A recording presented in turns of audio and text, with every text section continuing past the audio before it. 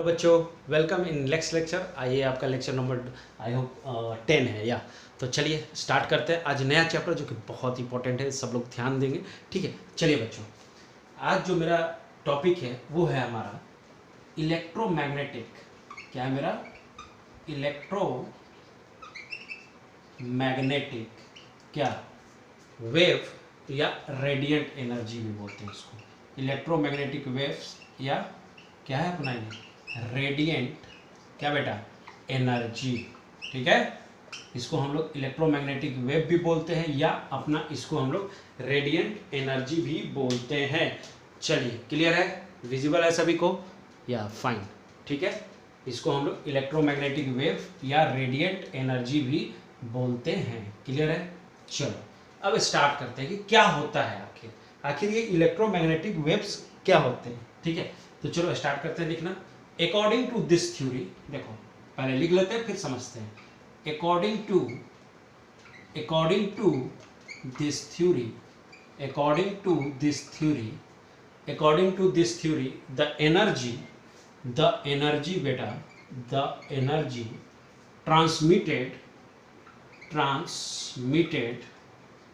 transmitted from one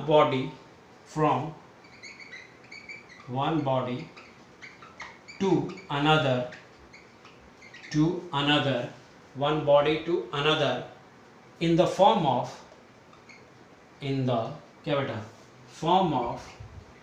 क्या wave in the form of waves and waves नहीं बोलेंगे, waves बहुत लोग ना उच्चारण से नहीं करते। वेव एंड दिस वेव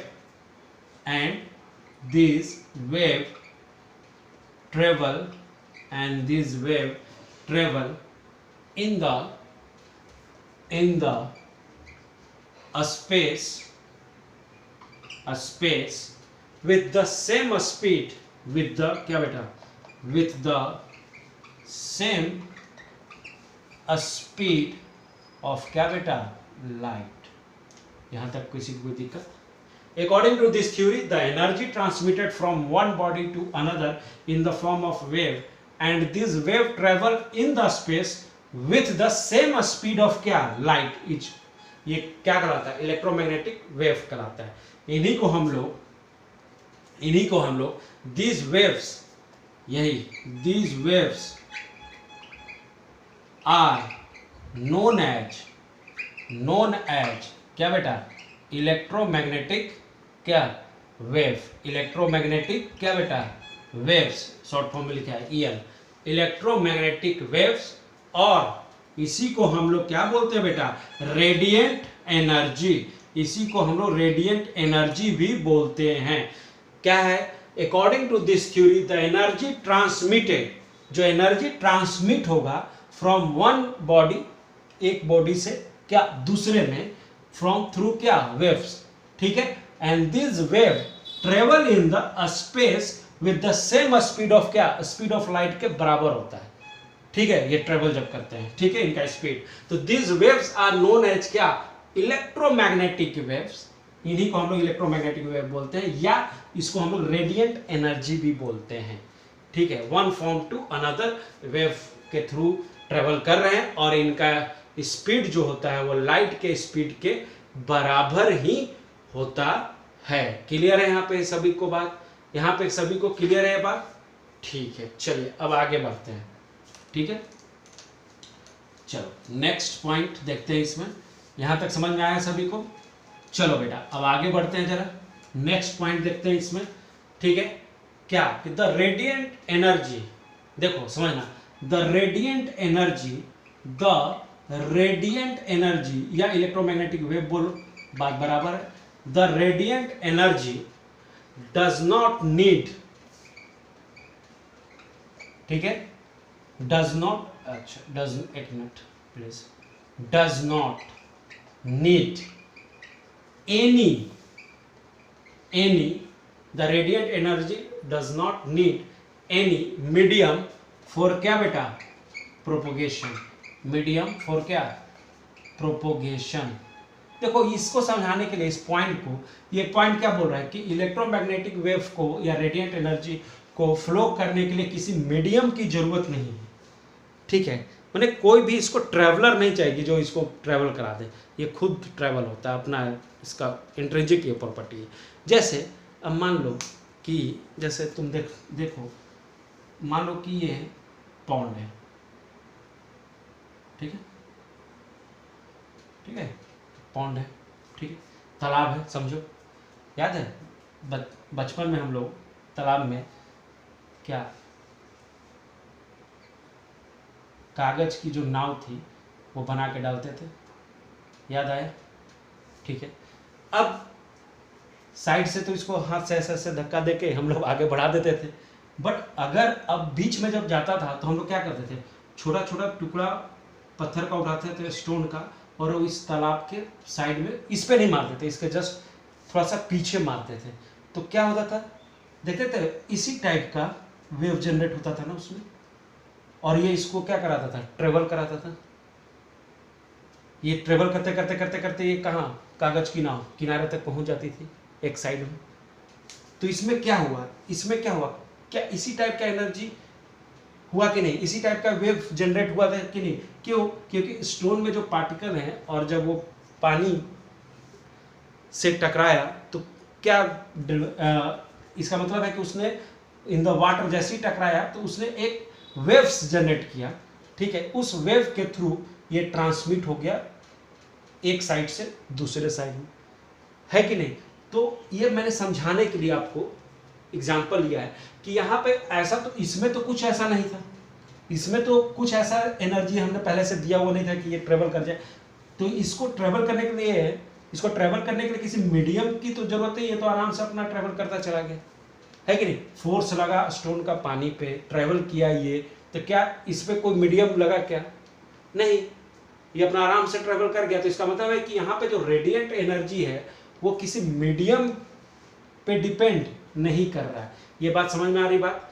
चलो अब आगे बढ़ते हैं, ये मैंने समझाने के लिए एग्जांपल लिया था, ठीक है, ये बहुत पुराना एग्जांपल है, ठीक है। चलिए नेक्स्ट पॉइंट यहाँ पे लिखेंगे कि द रेडिएंट एनर्जी है electric, the radiant energy the radiant energy have electric and क्या बेटा, electric and magnetic field, the radiant energy have electric and क्या बेटा, magnetic field and travel ध्यान रखना at right angle to this क्या बेटा, field.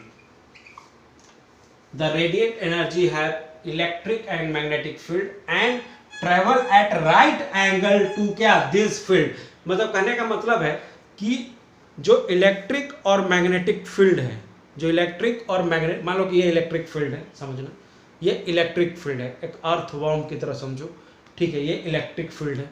तो जस्ट इसके परपेंडिकुलर एक मैग्नेटिक फील्ड भी होगा, इसके जस्ट परपेंडिकुलर, ऐसे परपेंडिकुलर इसके एक मैग्नेटिक फील्ड होगा, और इन दोनों के बीच में एनर्जी जो ये ट्रेवल करेगा ना अपना वेव, इन दोनों के बीच से ट्रेवल करेगा, उसका प्रोपोगेशन कुछ ऐसा, देखो ये समझना है, ये हो गया, ये हो गया। तो ये अपना, अगर मान लो कि ये इलेक्ट्रिक फील्ड है, ये मैग्नेटिक फील्ड है, ठीक है, तो ये अपना एनर्जी है, वेव ऑफ प्रोपोगेशन है। समझ में आ रही बात, दिख रहा है, ये दिख रहा है सभी को, ऐसा कुछ इस तरीके से। तो देखो बना के भी दिखा देता हूँ, ठीक है, ध्यान रखना, हटा दो दोनों पॉइंट, देखो समझ लो। लास्ट पॉइंट जो अभी मैंने लिखा है, थर्ड पॉइंट, उसको समझा रहा हूँ, थोड़ा ध्यान से समझेंगे सभी लोग, ठीक है। चलो देखो बेटा, कुछ इस तरीके से ध्यान देना,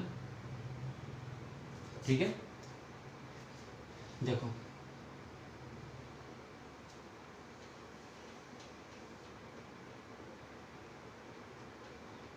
ठीक है, ये हुआ, ठीक है।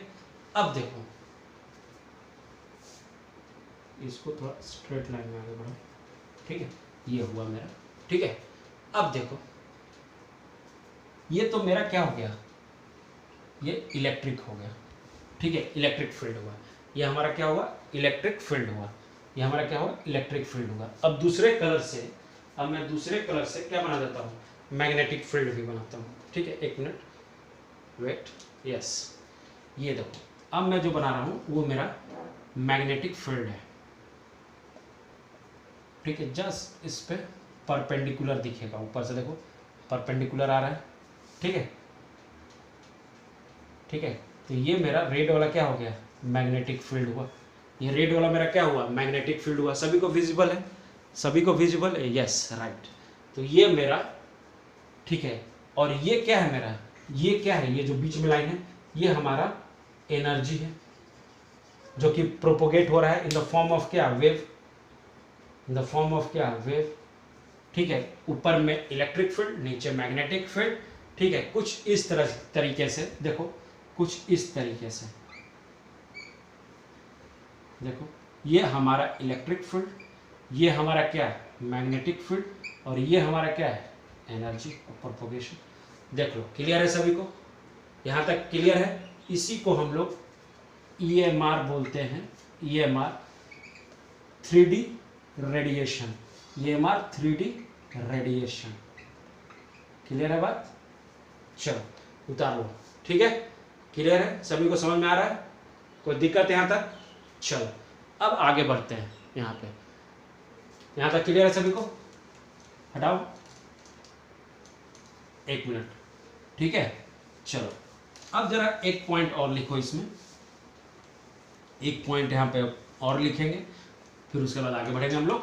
यहीं पे एक और पॉइंट लिखें, उसके बाद आगे बढ़ते हैं कि the upper most point the uppermost point of the wave, the uppermost point of the wave is called क्या बेटा, crest। इसको क्या बोलते हैं, crest बोलते हैं। and the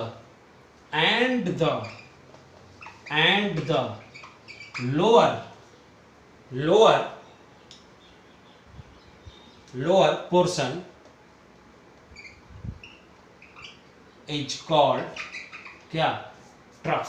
क्या बोलते हैं उसको, ट्रफ बोलते हैं, ट्रफ। क्लियर है, ये पॉइंट देख लीजिए कैसे, देखो ड्रॉ कर दूं, देखो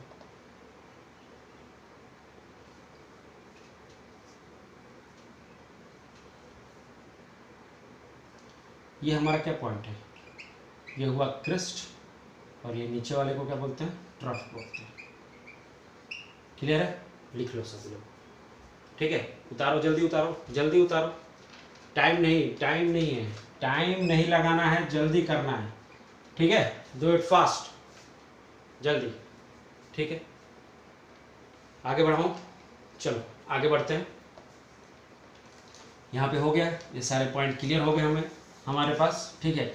अब हमें थोड़ा बहुत समझ में आने लगा है सर, ठीक है। थोड़ा सा और इलेक्ट्रोमैग्नेटिक वेव्स के अंदर अगर फ्रीक्वेंसी वैल्यू, अब एक नया हेडिंग में डाल रहा हूँ, देखो इसी में, ठीक है, अभी इसी में चल रहा है, इलेक्ट्रोमैग्नेटिक वेव के अंदर ही चल रहा है कि अगर मैं फ्रीक्वेंसी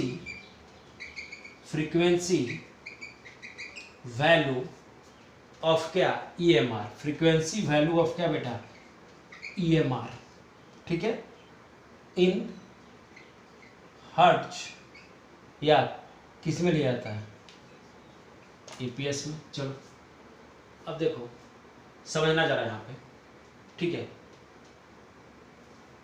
देखो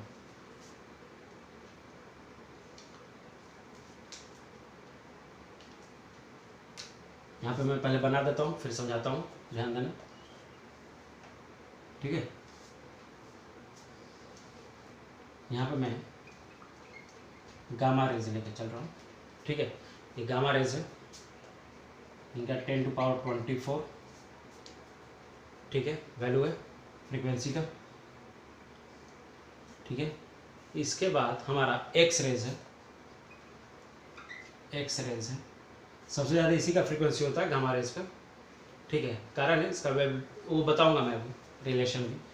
फिर 10 टू पावर क्या है 18 है इसका, ठीक है। आप भी वेरीफाई करते चलेंगे, ठीक है। नेक्स्ट है हमारा यूवी रेज, ठीक है। इसका होता है 10 टू पावर 16 रेंज जो होता है, ठीक है।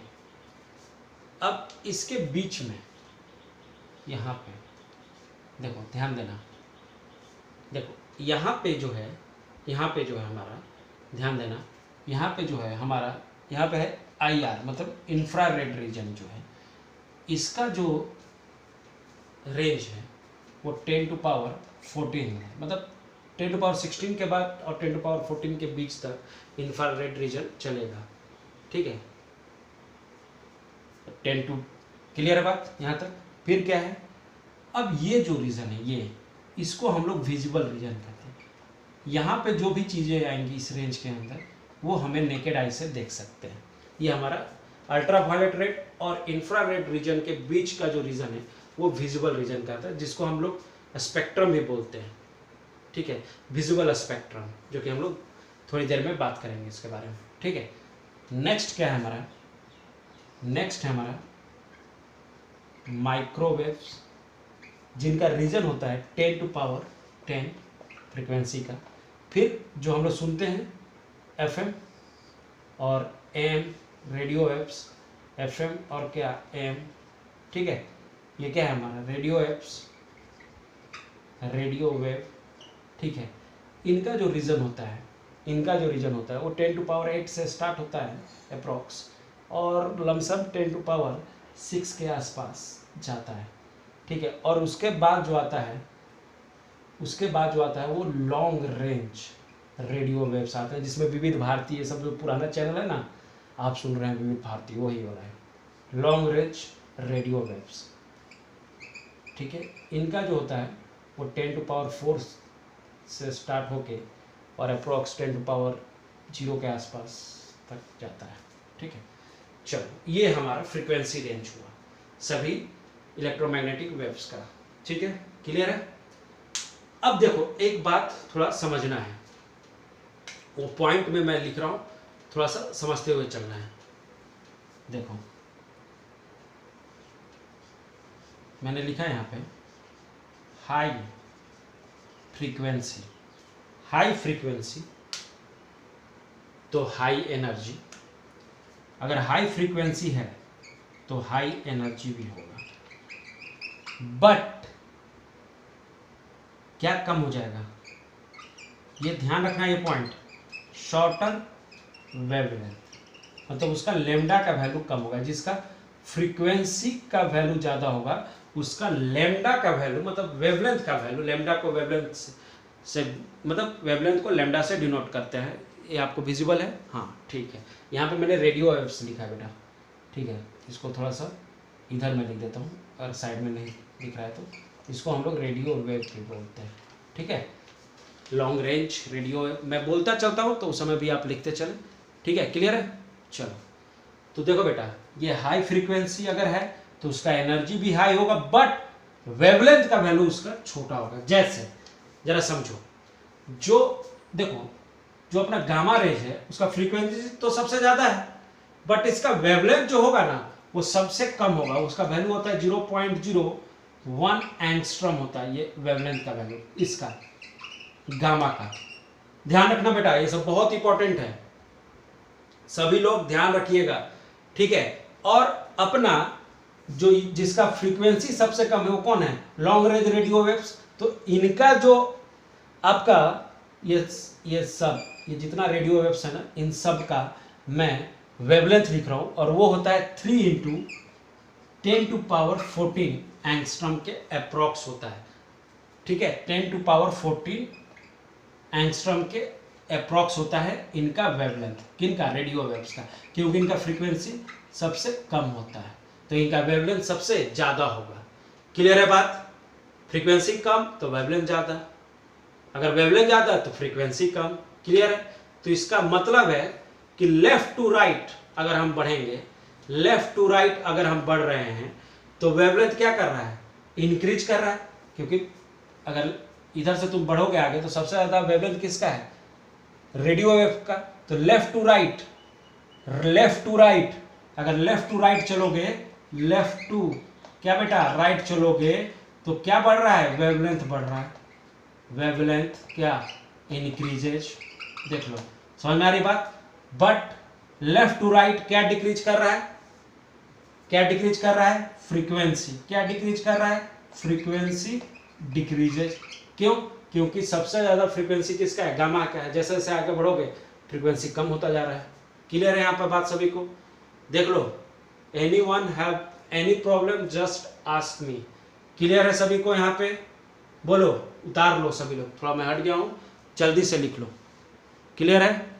यहाँ पे मैंने लिखा है कि लेफ्ट टू राइट अगर बढ़ेंगे, इसको ब्रैकेट में कर देता हूँ, लेफ्ट टू राइट अगर आप जा रहे हैं, ठीक है, थोड़ा अच्छे से लिख देता हूँ, लेफ्ट टू क्या राइट, लेफ्ट टू राइट अगर जाएंगे तो वेवलेंथ तो इंक्रीज कर जाएगा इधर से इधर जाएंगे तो, बट फ्रीक्वेंसी इधर से उधर डिक्रीज कर रहा है क्योंकि फ्रीक्वेंसी यहाँ जाता है।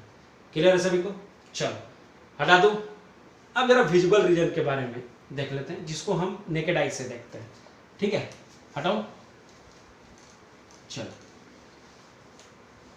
ये सब बहुत इंपॉर्टेंट है, आगे इसके बारे में डिटेल में पढ़ेंगे हम लोग हाइड्रोजन स्पेक्ट्रम में, बट अभी थोड़ा सा इंट्रोडक्शन में इनको लाना ही था। ठीक है, तो लाया गया।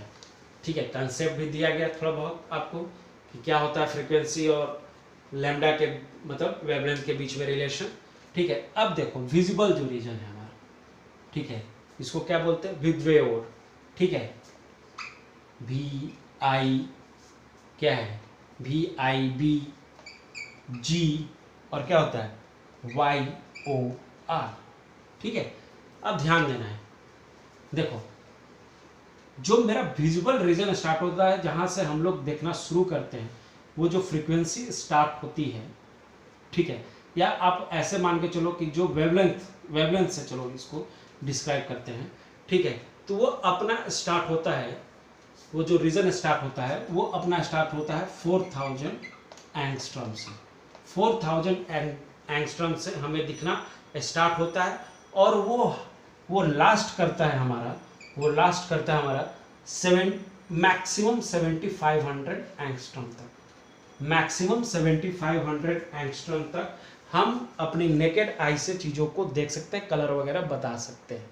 ठीक है, अब देखो एक चीज़ ध्यान रखना, यहाँ पे हमें रेनबो में हमें ऐसे तो 7 कलर होता है बट 6 ही विजिबल होता है, क्योंकि हमारी जो आई है वो वायलेट और इंडिगो के बीच में फर्क नहीं कर पाता है उतना, इसीलिए हमें 6 ही दिखता है, बट होता 7 है। ठीक है, तो 4000 एंगस्ट्रॉम से लेके कितना 7500 एंगस्ट्रॉम तक हमें विजिबल होता है। ठीक है, यहाँ से यहाँ का भी जो रीजन होता है वो 5000 एंगस्ट्रॉम के अप्रॉक्स होता है। ठीक है, ये आपका ये जो कलर है ब्राउन ग्रीन इसके आसपास, और येलो और ऑरेंज के बीच का जो होता है वो 6000 एंगस्ट्रॉम के अप्रॉक्स होता है। रेड का रीजन 7000 एंगस्ट्रॉम से 7500 एंगस्ट्रॉम तक होता है। इसके बाद वाला जो रीजन होता है ना, यहाँ पे इसके बाद जो रीजन है, इस रेड वाले के, देखो रेड के बाद जो रीजन है ये घोस्ट वाला रीजन है, क्योंकि इसके बाद वाला कोई चीज़ हमें नज़र ही नहीं आता नेकेड आइज, तो हम लोग समझ नहीं रहते कि वहाँ भूत आ गया है, घोस्ट रीजन। ठीक है, इसके बाद का रीजन हमें नहीं दिखता तो हम घोस्ट मान लेते हैं, अरे जो चीज़ नहीं दिखता हमें तो हम उसको घोस्ट ही बोलते हैं ना। और इससे पहले का जो है, इससे पहले का जो रीजन है ना, वो अल्ट्रा वायलेट का रीजन है। ठीक है, क्योंकि इसके बाद वाला क्या है, इंफ्रारेड है, तो बहुत हमें नेकेड आई से नहीं देख सकते, और इससे पहले वाला भी हम नहीं देख सकते क्योंकि बहुत तेज रोशनी होती है, आँख खराब हो जाता है ऐसे देखेंगे नेकेड आई से, तो अल्ट्रा वायलेट रीजन होता है, तो इसे भी हम नेकेड आई से नहीं देख पाते हैं। क्लियर है बात? समझ में आया? तो ये हमारा विजिबल रीजन है, ये हमारा क्या है, विजिबल रीजन है। ये क्या है हमारा, ये हमारा क्या है, विजिबल रीजन है। ठीक है, ये हमारा क्या है, विजिबल रीजन है। क्लियर है सभी को यहाँ पे ये बात है? ये हमारा क्या है बेटा, विजिबल रीजन है, जिनको हम नेकेड आई से देख सकते हैं। 4000 एंगस्ट्रॉम से लेकर 7500 एंगस्ट्रॉम तक ही हम देख सकते हैं। कोई दिक्कत? बोलो। और हमारा जो नेकेड आई है वो कभी भी वायलेट और इंडिगो के बीच का डिफरेंस नहीं बता सकता है, इस कारण से हम इन दोनों में डिफरेंस नहीं कर पाते और हमें 7 कलर की जगह रेनबो में सिर्फ 6 कलर ही नजर आते हैं। देख लो बेटा, यहाँ तक समझ में आया सभी को? यहाँ तक समझ में आया? हाँ आई थिंक मैं ब्राउन बोल रहा था ना, ये ब्लू होता है आई थिंक, सॉरी। ठीक है चलो, violet, indigo and blue and green, yellow, orange and red, या ठीक है। कभी कभी दिमाग में भी ना कुछ चलते रहता है। चलो अब यहाँ पे ध्यान देना, थोड़ा सा कंसेप्ट को थोड़ा सा और समझने की कोशिश करते हैं। ठीक है, अगर कहीं पे नैनोमीटर में लिखा होगा ना तो ध्यान देना, ऐसे लिखा होगा 400, तो वो समझ लेना कि वो नैनोमीटर में लिखा होगा, 500 तो नैनोमीटर में लिखा होगा। क्लियर है बात? इसके बारे में बहुत ज़्यादा डिस्कस होगा हाइड्रोजन स्पेक्ट्रम में, तो अभी फिलहाल के लिए तो इतना ही। ठीक है चलो जरा आगे बढ़ते हैं। अभी जो मैंने कंसेप्ट दिया ना कि लैम्डा बढ़ेगा तो फ्रीक्वेंसी घटेगा, ठीक है, ये बातें हमने की अभी, अरे की ना, तो जरा उसको जरा देख भी तो ले, है कि नहीं?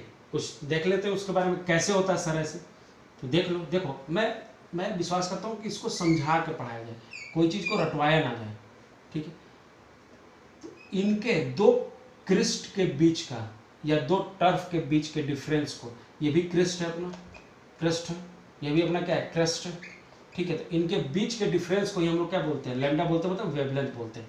इनके बीच के डिफरेंस को ही हम लोग क्या बोलते हैं, लैम्डा बोलते हैं या वेवलेंथ बोलते हैं। ठीक है, तो ये हमारा लैम्डा 1 है, देखो क्लियर है। अब देखो, अब एक और बना रहा हूँ, ठीक है, ये मेरा लैम्डा 2 है।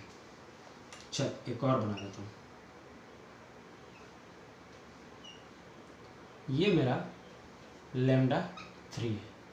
अब बताओ, अब जरा बताओ मेरे को, ठीक है, अब जरा मेरे को बताओ, ठीक है, अब आपको बताना है इसमें कि कहाँ पे लैम्डा का वैल्यू ज़्यादा है और कहाँ पे लैम्डा का वैल्यू कम है। तो आपको साफ दिख रहा है डायग्राम से कि लैम्डा 1 ज़्यादा है लैम्डा 2 से और लैम्डा 2 ज़्यादा है लैम्डा 3 से, डिस्टेंस के अकॉर्डिंग मैं अभी बात कर रहा हूँ। ठीक है, क्योंकि अभी मैंने कुछ बताया नहीं इसमें। ठीक है, तो इसका मतलब है कि जो फ्रीक्वेंसी होगा, अगर इनमें फ्रीक्वेंसी की बात करूँ, फ्रीक्वेंसी को हम लोग न्यू से डिनोट करते हैं, तो ये न्यू 3 है, यहाँ पे मान लो कि न्यू 2 है, यहाँ पे मान लो कि न्यू 1 है। तो अगर मैं फ्रीक्वेंसी की बात करूँ तो फ्रीक्वेंसी किसका ज़्यादा हो जाएगा, तो फ्रीक्वेंसी ज़्यादा हो जाएगा new 3 greater than new 2 greater than new 1। देख लो फ्रीक्वेंसी जस्ट उल्टा। क्लियर है बात यहाँ पर सभी को? देख लो बेटा, किसी को कोई डाउट हो तो पूछेगा मेरे से, किसी को कोई डाउट हो तो पूछेगा मेरे से। क्लियर है यहाँ पे सभी को? Anyone have a doubt on this topic? बोलो क्लियर है? कुछ नहीं, देखो लैम्डा यहाँ पर ज़्यादा दिख रहा है तो इसका लैम्डा का वैल्यू ज़्यादा हो गया, इसका कम, उससे भी कम, है ना? तो चलो आज के लिए हम लोग इतना ही रखते हैं, इसको इतना ही समझते हैं, इतना ही कंक्लूड करते हैं। ठीक है, अब इसके आधार पे कुछ इलेक्ट्रोमैग्नेटिक के जो मैंने बताया है उसके आधार पे कुछ उसके बेसिक टर्म आते हैं जो कि हम लोग नेक्स्ट लेक्चर में डिस्कस करेंगे। ठीक है, क्लियर है सभी को? ठीक है, कोई दिक्कत? कभी कभी कुछ ह्यूमन एरर नज़र आए तो ज़रूर मेरे को पर्सनली मैसेज कीजिए कि सर यहाँ पे क्या बताया आपने, क्या कुछ, हाँ ठीक है, तो उसको बस सही कर दिया जाएगा, लेकिन ठीक है कभी कभी हो जाता है। ठीक है, बाकी सब चीज़ तो सही बताया गया है आपको। ठीक है, तो चलिए मिलते हैं बेटा नेक्स्ट लेक्चर में। और अभी मैं आराम से बता रहा हूँ, तो कृपया आराम से चलें, सब कुछ पढ़ते हुए चलें। कोई दिक्कत हो तो पूछिए, कमेंट बॉक्स में पूछिए या आप पर्सनली मुझे मैसेज कीजिए, कोई दिक्कत नहीं है। ओके, चलिए मिलते हैं नेक्स्ट लेक्चर में, तब तक के thank you so much, bye, see you in next lecture.